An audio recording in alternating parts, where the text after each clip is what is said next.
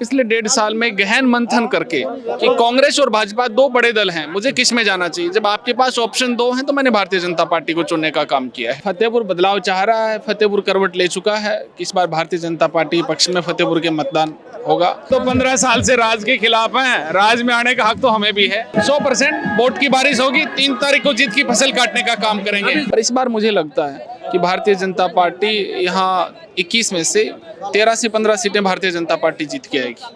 नमस्कार, मैं अजय कुमार, आप देख रहे हैं बोल हिंदुस्तान की लगातार चुनावी यात्रा जारी है। मेरे पीछे जो मंच देख रहे हैं, इसी मंच पर अभी कुछ ही देर पहले राष्ट्रीय अध्यक्ष भाजपा के जेपी नड्डा ने जनता को संबोधित किया है। फतेहपुर में फिलहाल मैं मौजूद हूं और अब की बार फतेहपुर का चुनाव बड़ा दिलचस्प होने वाला है। देखना होगा कि 25 तारीख को फतेहपुर की जनता किस ओर अपना ताज बैठाती है, किसके ऊपर सर ताज बैठाती है। फिलहाल मेरे साथ हैं नई एंट्री हुई भाजपा में महिपाल महिला, इनसे जानते हैं। फतेहपुर की सियासत काफी हलचलें पैदा कर रही है।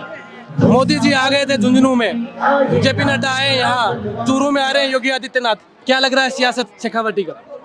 इस बात में तो कोई दो राय नहीं कि भारतीय जनता पार्टी प्रचंड बहुमत के साथ राजस्थान में आ रही है और फतेहपुर बदलाव चाह रहा है, फतेहपुर करवट ले चुका है कि इस बार भारतीय जनता पार्टी पक्ष में फतेहपुर के मतदान होगा। नौजवान विश्वास दे रहे हैं, माताएं बहनें और बुजुर्ग आशीर्वाद प्रदान कर रहे हैं और आज की सभा में 60% से ज़्यादा माताओं बहनों की उपस्थिति इस बात को बयां कर रही है कि फतेहपुर बदल रहा है और वो भारतीय जनता पार्टी के पक्ष में मतदान करने को लेकर आतुर है। अभी 5 साल के अंदर ये लगातार, वैसे तो कह रहे हैं कि 30 साल से वनवास काट रहा है, काफी लोगों से मैंने बात की, तो क्या लग रहा है ये वनवास अब की बार कट जाएगा? 100% बारिश होगी। 1 मिनट रुको, 100% वोट की बारिश होगी, 3 तारीख को जीत की फसल काटने का काम करेंगे। नड्डा जी ने क्या भरोसा किया है, क्या वादे किए हैं फतेहपुर की जनता को? फतेहपुर की जनता से निवेदन किया है, जनता जनार्दन 25 तारीख को भारतीय जनता पार्टी के पक्ष में मतदान करे और प्रदेश में जो प्रचंड बहुमत की सरकार बन रही है उसमें फतेहपुर भी अपनी महती भूमिका निभाए और फतेहपुर में इस बार जच्चा बच्चा भारतीय जनता पार्टी के पक्ष में माहौल बना के काम कर रहा है। बिल्कुल, आप देख रहे हैं कि सियासी समीकरण की हम बात करें तो यह माइनॉरिटी से हाकिम अली आते हैं और जाट समाज से, ओबीसी से श्रवण चौधरी हैं, नंद किशोर महरिया। बंद कराओ भाई, बंद कराओ ना यार इसको। कैसे देख रहे हैं सियासी समीकरण में श्रवण चौधरी कहाँ फिट होते हैं? बात कोई जात धर्म की नहीं है, बात फतेहपुर की जनता एक अच्छे और सच्चे व्यक्ति को चुनना चाहती है। श्रवण जी समाज सेवी भी हैं, शिक्षाविद भी हैं, भाजपा की टिकट भी है।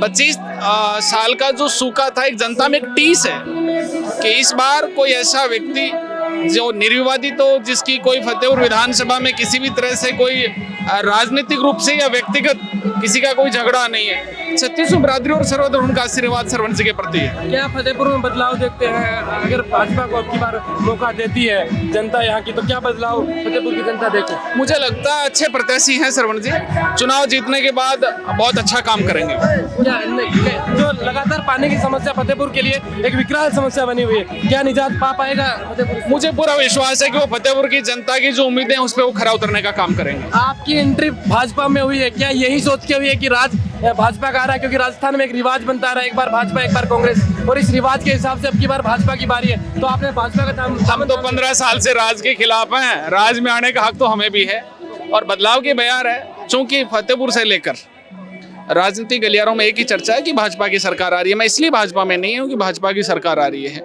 मैं राष्ट्रवाद की भावना से प्रेरित होकर और पिछले 1.5 साल में गहन मंथन करके कि कांग्रेस और भाजपा दो बड़े दल हैं, मुझे किस में जाना चाहिए। जब आपके पास ऑप्शन दो हैं तो मैंने भारतीय जनता पार्टी को चुनने का काम किया है और आज मैं भाजपा में हूँ, लॉयल्टी से काम करूँगा। पिछली बार योगी जी यहीं आए थे ये फतेहपुर के अंदर और काफ़ी दिलचस्प मुकाबला बन गया था दोनों प्रत्याशियों के अंदर। कुछ ही मतों से हाकिम अली जीते थे, अंतराल कमी था। क्या लगता है कि अब की बार शेखावाटी पर जो मोदी की नज़र है, शेखावाटी में कैसे देखते हैं, किस सीटों पर आप? पिछली बार 3 सीटें भारतीय जनता पार्टी के खाते में थी। रतनगढ़ सीट थी, चूरू सीट थी और आपकी झुंझुनू की सूरजगढ़ सीट थी। फतेह सीकर में तो कोई खाता भी नहीं खुला था। पर इस बार मुझे लगता है कि भारतीय जनता पार्टी यहाँ 21 में से 13 से 15 सीटें भारतीय जनता पार्टी जीत के आएगी। मुझे लगता है, मेरा मानना ही हो सकता है, वो तो जनता जनार्दन का फैसला है, पर 13 से 15 सीटें भारतीय जनता पार्टी शेखावाटी में जीत के आएगी। बहुत बहुत धन्यवाद, आपने बोल हिंदुस्तान को बात किया। ये देख रहे हैं कि अभी कुछ ही देर पहले संबोधित किया है जेपी नड्डा ने, सरकार को घेरा है कई मामलों में। अब देखना होगा कि फतेहपुर की जनता आने वाले 5 साल के लिए अपना भविष्य किसके हाथों में सौंपते हैं। आप देख रहे थे बोल हिंदुस्तान में अजय कुमार, नमस्कार।